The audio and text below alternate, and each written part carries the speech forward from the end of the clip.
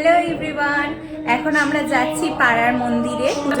আমাদের এই মন্দিরটা সুন্দর করে নতুনভাবে সংস্করণ করা হচ্ছে। এই যে রেডি হয়ে গেছি, চুড়ি পরেছি, এই যে আমার মেকআপ ফুল। তো কেমন লাগছে অবশ্যই জানিও। আর আমি, মা, দিভাই, দিদুন সবাই মিলে যাচ্ছি।